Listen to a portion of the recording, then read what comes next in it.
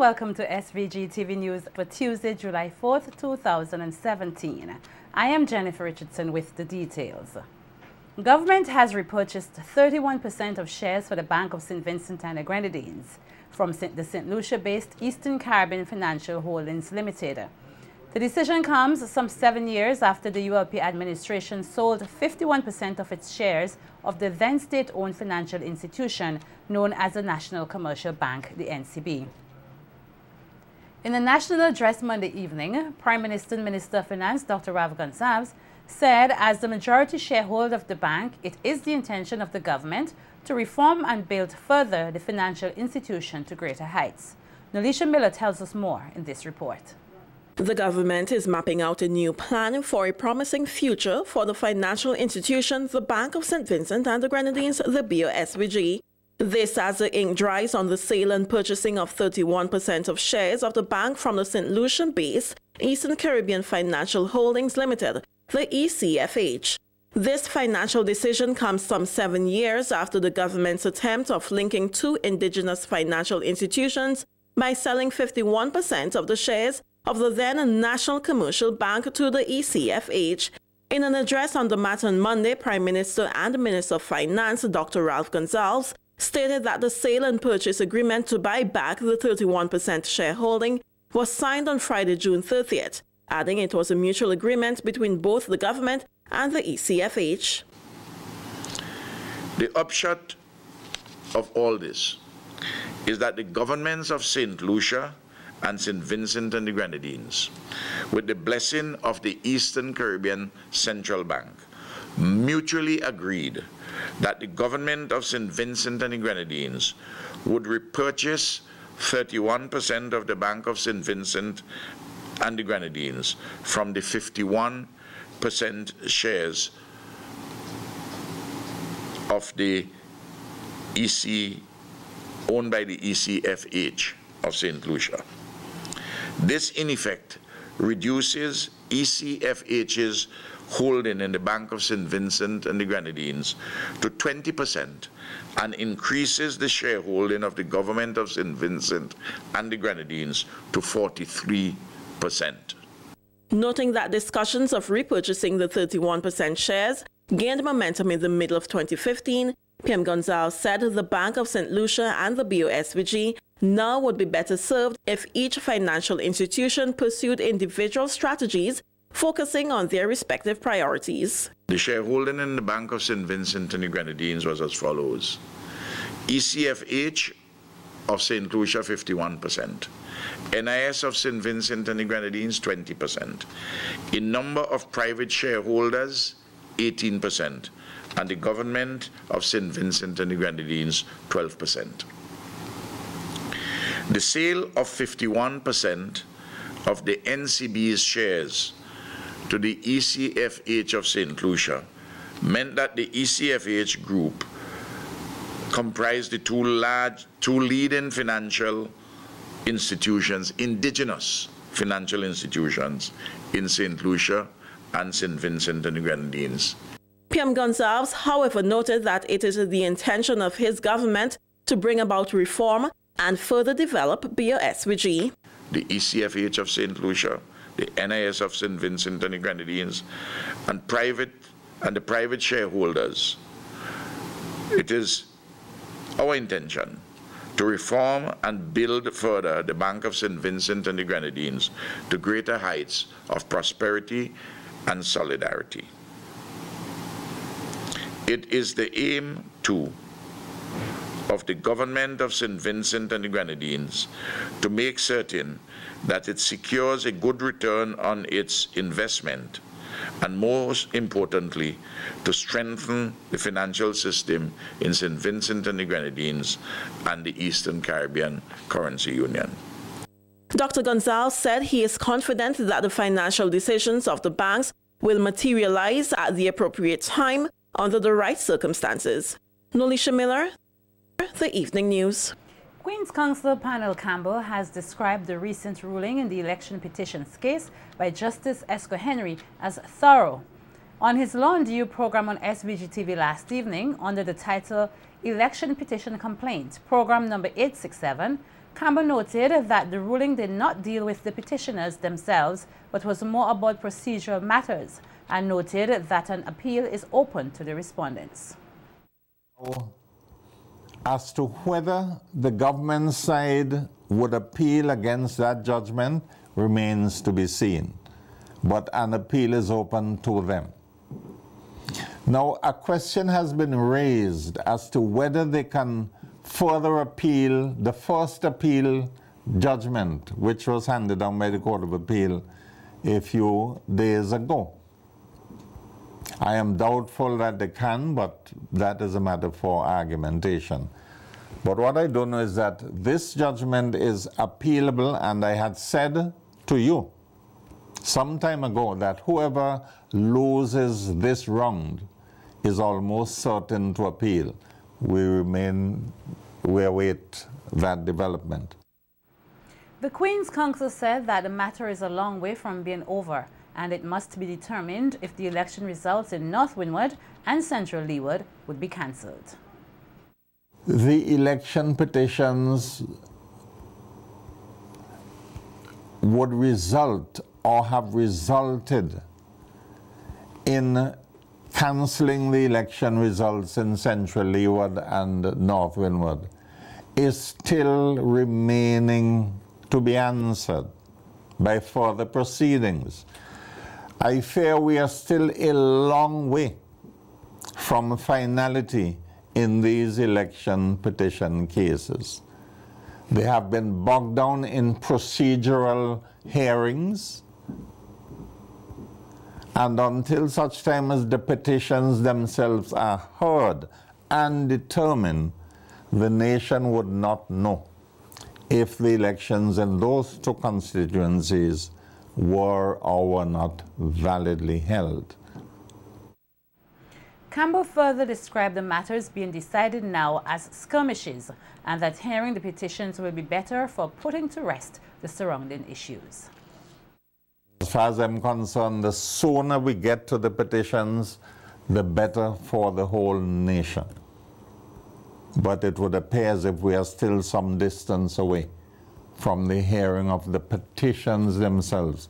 What we have heard so far in two judgments from Justice Cottle, one from the Court of Appeal and now one from Justice Henry, are skirmishes about the nature of the petitions and not decisions on the petitions themselves. Let us hope that the time will come when all of that would be put to rest. This country's top cop, Renald Hathaway, finds worrying the number of persons still subjected to forced labor or services similar to slavery, which, according to the International Labour Organization, stands at 21 million worldwide.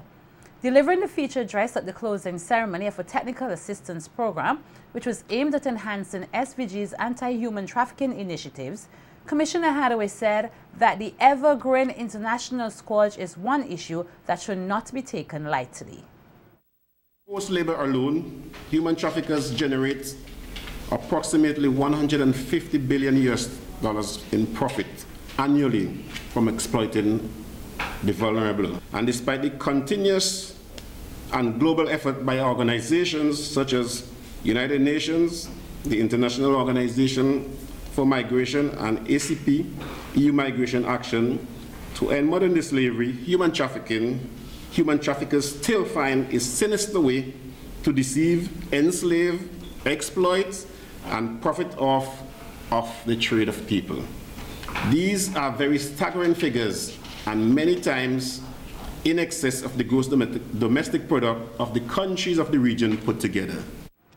Noting that the Latin American Caribbean region accounts for 12 billion of the illegal profits gained through human trafficking, the Acting Commissioner of Police noted that this signals the need for more work and initiatives to be undertaken in order to stamp out human trafficking. Do not be dismayed by these statistics, because there is hope. And St. Vincent and the Grenadines is offering a portion of that hope in a small but very significant way. The hope to which I am speaking about is why we are here today. The signing of the Memorandum of Understanding, a milestone is but just one of the numerous initiatives that the state has undertaken to respond to and play its part in the global effort to end modern-day slavery. As Commissioner of Police, it pleases me very much to see this type of cooperation in crime fighting among our many stakeholders here, not only at the local level, but also at the regional and international level as well. As of Tuesday, June 27, 2017, SVG has been upgraded from the Tier 2 watch list to the Tier 2 ranking on the U.S. Department of State Trafficking in Persons report. And according to Hathaway, this is indeed a step in the right direction. The ranking obviously is as a direct result of your hard work and sacrifice. It's also as a direct result of the hard work, sacrifice, and emphasis placed on this very important issue by the government of St. Vincent and the Grenadines. Again, the persons in charge of the anti-trafficking unit must be commended, as well as your partnership with us. This shows that there have been serious commitment and drive collectively to rid our country of any semblance of human trafficking. I wish to congratulate everyone who has contributed to this effort. I encourage you to remain steadfast on your mission as we work together towards getting to Tier 1 status when the next report is released in 2018. So I challenge you on that. As the Royal St. Vincent and the Grenadines Police Force continues to urge the Vincentian public to be security smart, especially throughout this festive season, a call is being made for females to show extra precaution as they go about their business. Speaking in an interview with SVG-TV News, Corporal attached to the Major Crime Unit, Carla Tim, alluded to the fact that females need to be cautious and think safe. Corporal Tim went on to speak of the risk women run of being exploited after they have consumed too much alcohol.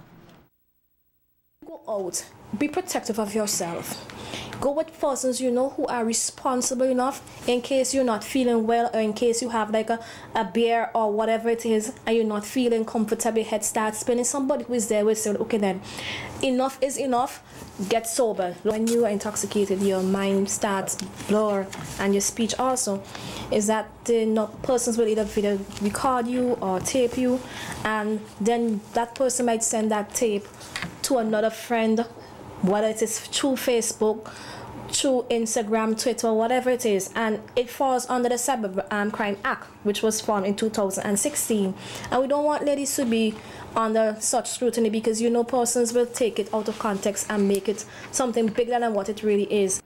The police corporal said while the action of exploiting someone is wrong, persons, especially young girls and women, must protect themselves from becoming victims. And to think that dressing sexy, it's appealing, but you have to be very careful. That's another avenue have been opened up there for recordings and all that, and you don't want those things to happen to you. And when you're going with crowd, know who your friends are when you're going out, because you don't want persons who you're going with pretend to be your friend and then you take a picture or whatever, because a person could modify pictures and put something what you know you did not do that, but then at the end of the day you know, hey, this is not me. But persons will not want to hear this is not you. They will just scandalize it and send it through, and persons who've been found doing this can also be charged criminally. Meanwhile, head of the Major Crime Unit, Inspector Atlan Brown, took the opportunity to expand a bit more on how persons can be prosecuted under the Cybercrime Act once it can be proven. Now, it can be done summarily or on indictment. Now, if a person is convicted on indictment, that person can be fined $300,000 or there's a sentence of 5 years in prison. On summary conviction, to a fine of $100,000 or 2 years imprisonment. So you could, it could be both penalty phases across the board here. So we don't want person to intentionally and without lawful excuse to go in person's social site and distribute them unlawfully. That is what covers under the Cybercrime Act. So we know persons around this time will want to use that to the advantage to distribute like pornographic ill-doings, as person to call it that, and sort of disrespect persons really. And we don't want that to happen because we have a society to protect, and that is what the reason for the Cybercrime Act. A 24-year-old construction worker here is now dead after falling from a building he was working on in the North River Road area of capital Kingstown. Police reports are that around 10:05 this morning, Danley Alexander of Lager Heights was working on a window on the 3rd story of the building when he fell. He was rushed to the Milton Cater Memorial Hospital where he subsequently died. Reports are that Alexander's father, who was also a construction worker, also met a similar demise some years ago when he was working on a building in the Pauls Avenue area.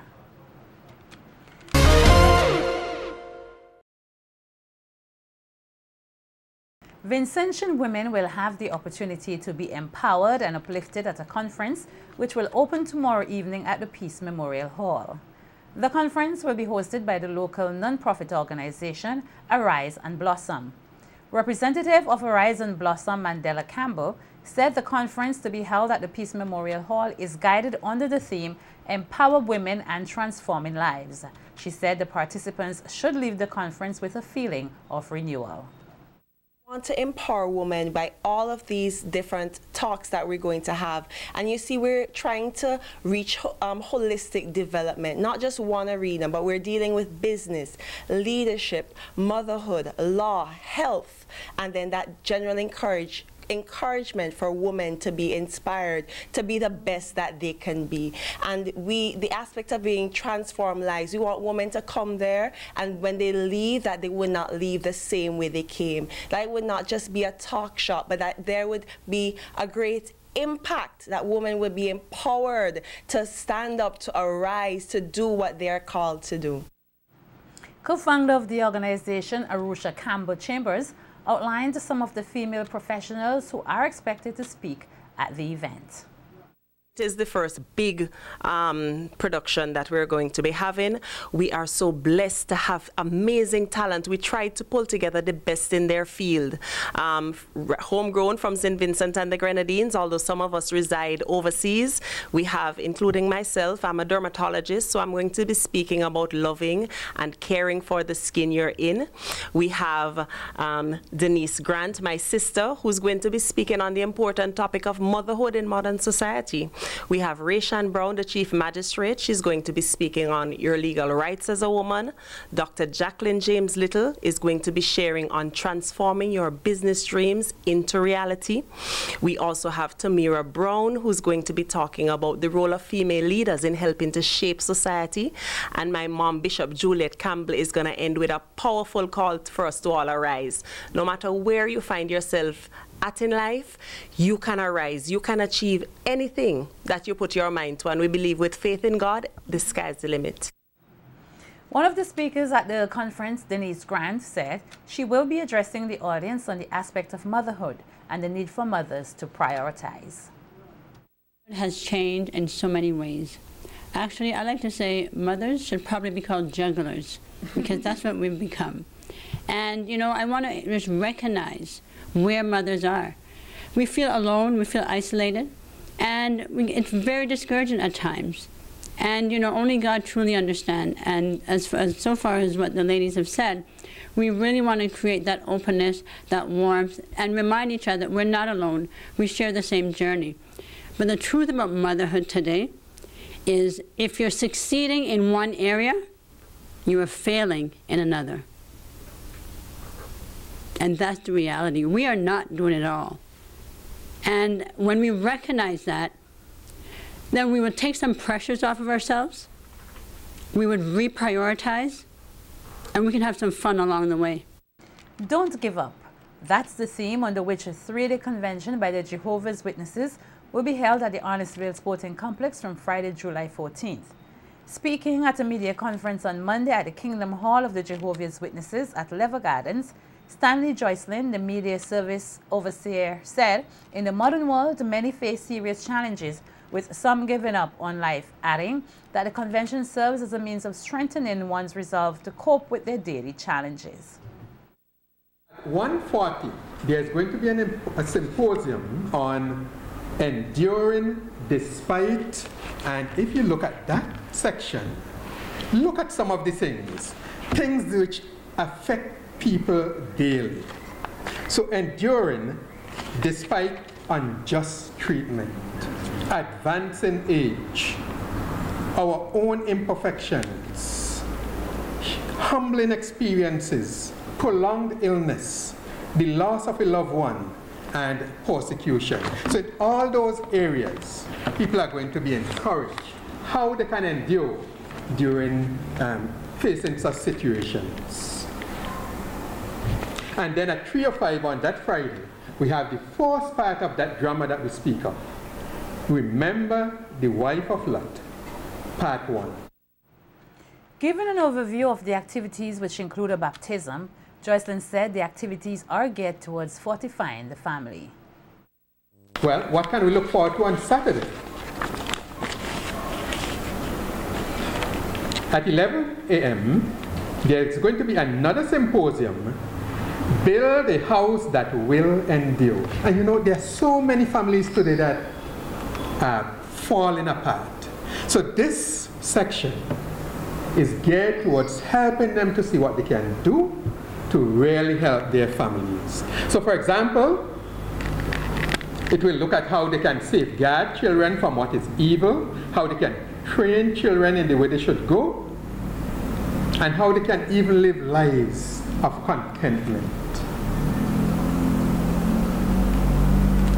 One of the highlights of Saturday as well is the baptism, where persons who have made the decision to get baptized will be baptized on Saturday. That's at 11:45 is when that session will take place. Joycelyn stated that the convention is open to all, regardless of religious conviction, and expressed confidence that all will benefit from the messages to be shared.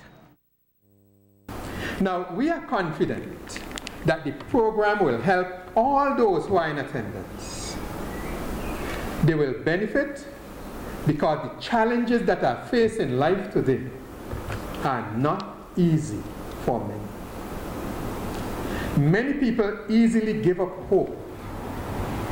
And so our convention this year features content that will help people to cope with life's problems, to cope with the challenges in life in an effective manner. We are confident, therefore, that all who attend will not only enjoy the convention, but they will, more importantly, be empowered never to give up hope.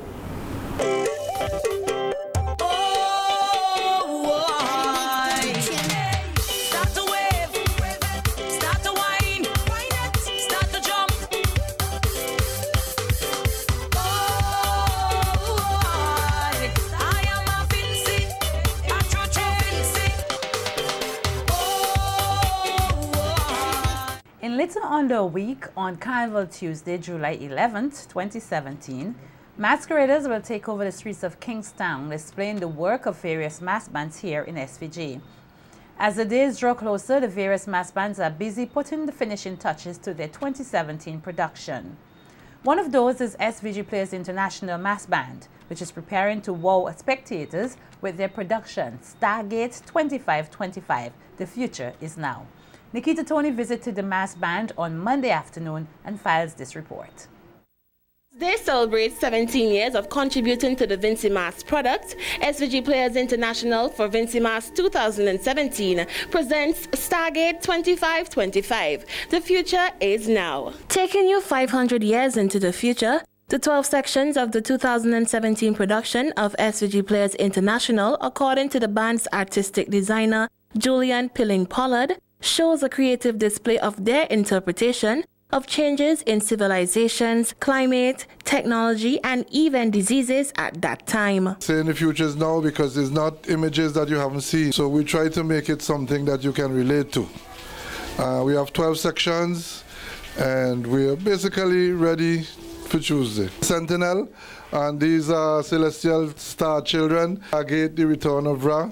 Star Wars, you know, people like colonization, and in 2525 man would have colonies. The Laser Lady, and this deals with virtual reality. Scorched Heat. Now climate change is something that we're not paying attention to. And we're saying that by that time, a lot of adverse things would have happened to the climate on Earth. Ice Queen, who relates directly to climate change. SexyBot. We then have the so-called virus, Skynet, that deals with alien intelligence. We have US of A, which is my pet section. We are saying that in 2525 you'll have the United States of Africa.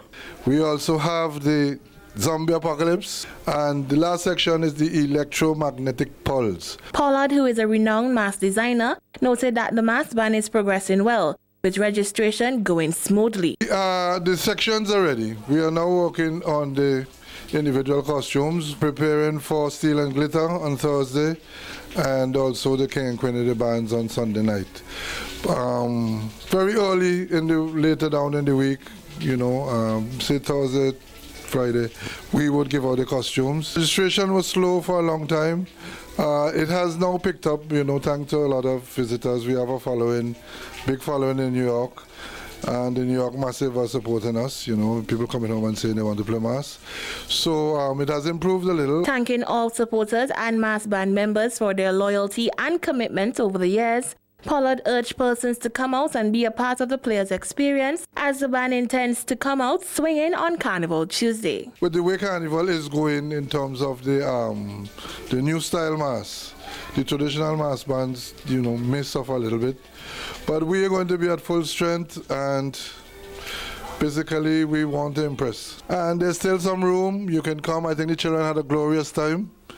And we have space, and we really have fun. SVG Players, we have a fun experience. We're inviting you to come play mass in Star Day 2525. The future definitely is now. Definitely a force to be reckoned with. SVG Players International is more than ready for the road on Carnival Tuesday. Reporting for Carnival Beat, I am Nikita Tony.